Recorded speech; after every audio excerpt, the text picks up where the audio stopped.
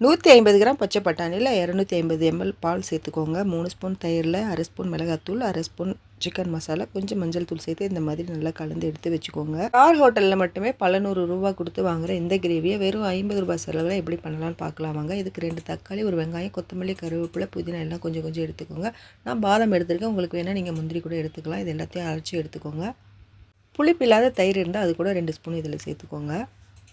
3 spoon எண்ணெயில் சீரகம் போட்டு நல்லா பொரிஞ்சதும் 1 ஸ்பூன் அளவு இஞ்சி பூண்டு பேஸ்ட்டு நல்லா வதக்கிக்கோங்க. அந்த ஸ்மெல்லெல்லாம் போகிற மாதிரி வதக்கிட்டு அதுக்கப்புறம் நம்ம அரைச்சி எடுத்து வச்சுருக்க அந்த பேஸ்ட் அதில் கொட்டி கொஞ்சம் கருவேப்பிலை சேர்த்துக்கோங்க.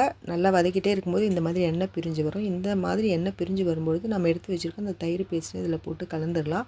கலந்துட்டு அதுக்கப்புறம் நம்ம எடுத்து வச்சுருக்க அந்த பால் பட்டாணி இருக்கு இல்லையா, அதையும் இதில் சேர்த்துடலாம். 5 நிமிஷத்தில் ஸ்டார் ஹோட்டல் கிரேவி நமக்கு கிடைச்சிடும். ஹோட்டல்லலாம் பல ₹100 கொடுத்து இந்த கிரேவி நம்ம வாங்குவோம். ஆனால் வெறும் ₹50 செலவில் வீட்டிலேயே சூப்பராக பண்ணிட்டோம். பால் மட்டும் நல்லா திக்காக இருக்கிற மாதிரி பார்த்துக்கோங்க. ஹோட்டல்ஸ்லலாம் க்ரீம் சேர்ப்பாங்க. க்ரீம் வேணும்னா நீங்கள் 1 ஸ்பூன் கூட சேர்த்திங்கன்னா இன்னும் கூட ரொம்பவே நல்லாயிருக்கும்.